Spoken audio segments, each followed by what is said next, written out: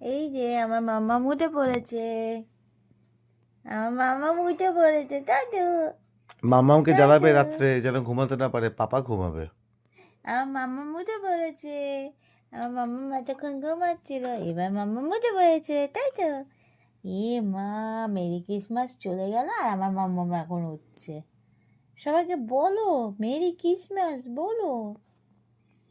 যা ক্রিসমাস বলো, ক্রিসমাস তো এখন 5 জানুয়ারি অব্দি আছে, তাই না? 7 দিন। তাই তো, হ্যাঁ হ্যাঁ হ্যাঁ, এই তো মাম্মা।